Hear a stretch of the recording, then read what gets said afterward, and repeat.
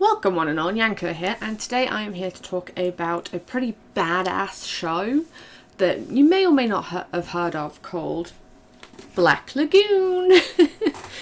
So if you have no idea what Black Lagoon is, then I'm going to tell you about it.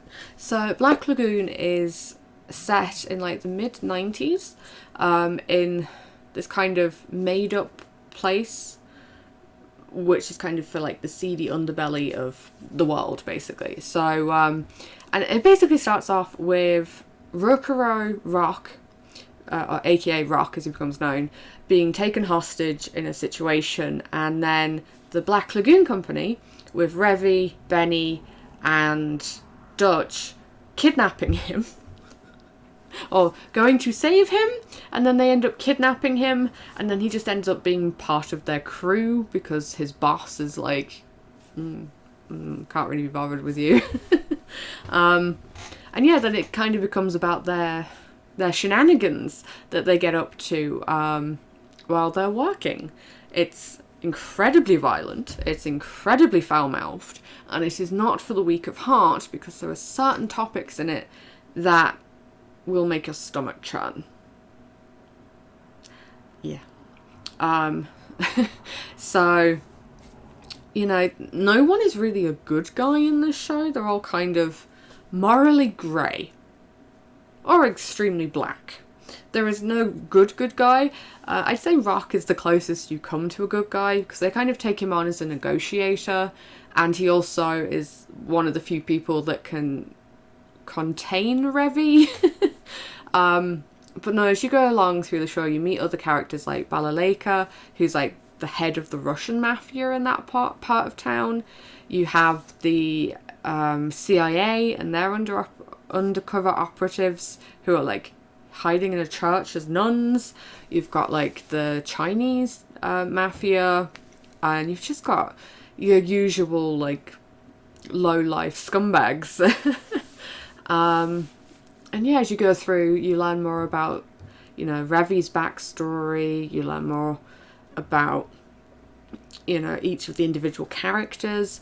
You don't learn much about Dutch, but as far as I'm aware, in the new volume of the manga, you do learn a bit about Dutch, so I'm quite excited to see that.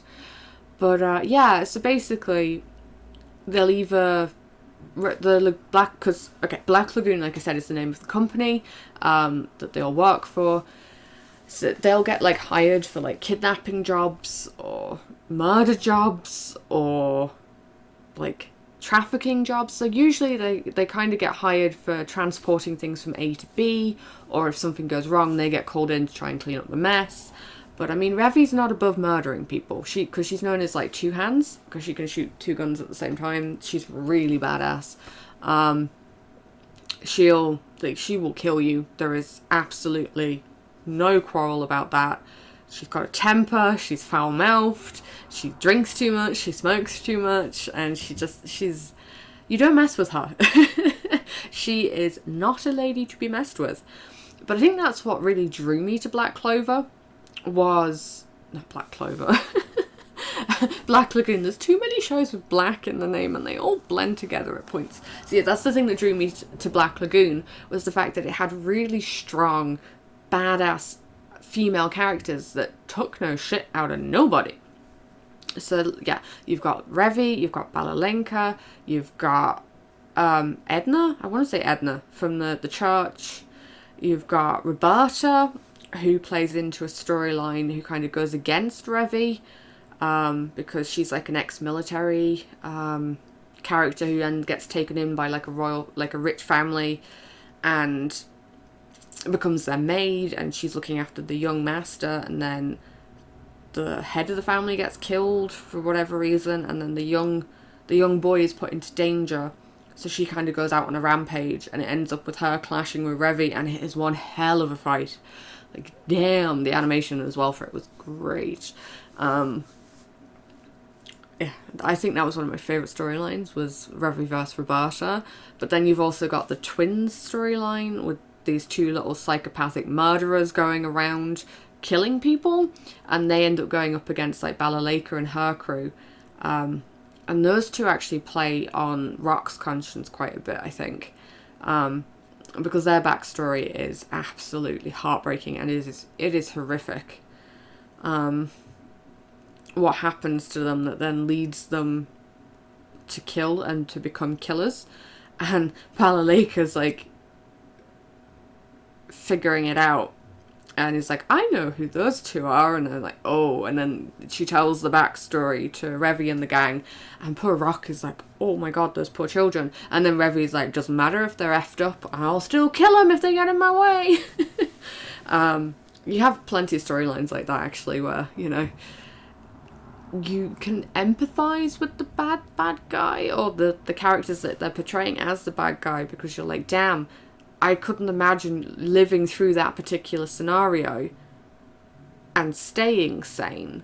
But at the same time, you're like, there's other people that you read about that have gone through this situation who needed to become normal, and they did become normal, and they were like, I refuse to hurt anybody else because of my trauma. And it's very good in that sense of being like, yes, you know, bad things happened, and they happen to a lot of people, and you can either go one of two ways. And with Black Lagoon, they usually go the bad way. But that's just the way the story's painted. It's like Revy, heavily implied, and you do kind of get shown a little bit, but not graphically, that she was abused as a child. And even she says she was abused as a child, and it led her to become who she is today, and she can't let people in, and she finds it very hard to love. And that's one of her points, is that she slowly starts to kind of fall in love with Rock, but because she doesn't understand this emotion and she doesn't know what to do about it, she doesn't know how to communicate it to him, and it gets a bit messy and complicated. But no, she loves to just be like, I'll effing kill you if you get in my way. And Rock's like, alright, I know. So yeah, language in it is foul. The content in it is mature, and would not recommend for anybody under the age of 18. Now, it does say 15 on the box for like season 1, but then season 2 comes around, and I'm like, please don't let 15-year-olds watch it. It is not for young teenagers. It is very graphic, it is very violent. There is a lot, and I mean a lot, of mature themes. Like, I haven't touched on all of them, and I haven't even told you the extent of what happened to the twins that drove them to become little psycho killers, because I don't want to mention it in a video, because it's not good. But yeah, if you've got the stomach for it, Black Lagoon is awesome. You know, you've got kick-ass fights, you've got amazing, well-rounded characters, you've got a huge, diverse cast, and it doesn't shy away from horrible subjects, because it's true. And I mean, you have all of the stuff that goes on in, I want to say, where is it based? I forget. Can't remember. I'll put it up in the thingies and the bubbles when I edit. Yeah, that's Balaleka. I really like her. She's freaking badass. And then you've got this lady. She's kind of an assassin, and she's really cool too. So yeah, this is like season 1. I think season 1 is like 12 episodes long, and then season 2, which is really more just like part 2 of season 1, is another 12 episodes. But with that, you end up going to Rock's hometown, and so they go to Japan, and him and Revy go to Japan, and it's quite interesting with them two, and like seeing his life. So his family think he's dead, basically, because that's what they told his family when he stays with Black Lagoon, and then his boss is like, we'll just tell everyone you died, kind of thing. And he was like, fine, whatever. So like Rock kind of goes back, and you see more into like Rock's family life and stuff. Revy's kind of like walking around, and then they become friends with this girl who they don't realise is like part of the Yakuza, and then stuff happens in that, and it really traumatises Rock, actually, more so than any of the other stuff. and it like plays on his conscience and it haunts him, even into the manga. So the anime is left off, and then the manga is still ongoing. There's 12 volumes. I own 12 volumes of the manga at the moment, but it's still ongoing in the sense of it's not cancelled, and it's still got new chapters coming out every so often. Don't know the frequency of it. So I'm interested to see where it goes, and if Revi will ever, get over her trauma and like confess to Rock. And I want to find out more about, Benny, and I want to find out more about Dutch, and I actually want to find out more about Balalenka, because that she's an ex-military and that she was injured in the war in Afghanistan, so between like Russia and Afghanistan. But I'd like to see more of her before the army. That would be nice to see, like where she really came from. And I just, there's a load of potential in it that's, I look forward to reading more of.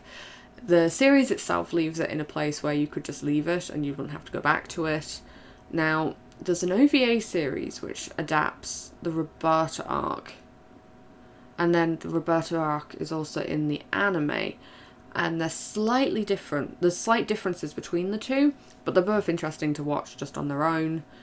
The voice cast is really good for it, but it was done by Canada, and like it's a Canadian dub, so I don't know what's going to happen to it now that a lot of the Canadian dubs have like lost their license. So like things like A Vision of Escaflowne got picked up and redubbed by Funimation, but I'm really happy actually that they kept the original dub on the disc, so you can choose which dub you want, which I thought was kind of nice of Funimation to keep that. And I'm hoping they do that with like Black Lagoon, that they pick it up and re-release it again, because I don't have all of it yet on DVD, so I want all of it. Or do I have all of it? I might have all of it, I can't remember. But I really want them to bring out more, so I'm wondering if maybe when there's more content from the manga, they'll bring out another series, because it's still really popular. I mean, if the manga's still ongoing, it must still be popular. But no, if you want a very adult style anime that's got lots of kick-ass action, it's got adult complex storylines, it's got adult complexities to the relationships, definitely give Black Lagoon a go. It's really good. It's a wild ride. Definitely not for the faint of heart, and definitely not for those under 18. Like I said, hella graphic, hella heartbreaking, some of the backstories, and yeah, hella language filled, They drop the F-bomb, they're effing and blinding all over the place, so don't, if you're offended by bad language, definitely skip Black Lagoon. If like child abuse themes upset you, again, skip Black Lagoon. But if you can stomach it and you realise it's just fantasy and it is just fiction, do give it a go. It's really good. It's entertaining, and nobody can, I don't even know how to phrase it. Nobody I mean, if you go into it expecting anything other than just like crash and bash 'em action, you might be slightly disappointed. There's a lot of action, like I said, but that's what makes it really interesting. But it's not like super fantasy orientated, it's quite, like I said, it's very gritty. You've got guns, you've got knives, you've got strangling people. It's basically just fighting tooth and nail to survive, basically, in the environment that they're in. That is Black Lagoon in a nutshell. It is good. I thoroughly enjoy it. You may not like it, but you may also like it. It's so down to everyone's personal taste. So yeah, maybe give it a go and come back to me and let me know what you think of it in the comment section down below. Or if you've already watched it, let me know what you think of the show. And, let's chat. But other than that, my kittens, I'm going to give you all of my love. I'm going to remind you to eat something, drink something. Don't forget any medication if you're on any. Other than that, darlings, I will see you in the next one. Ciao!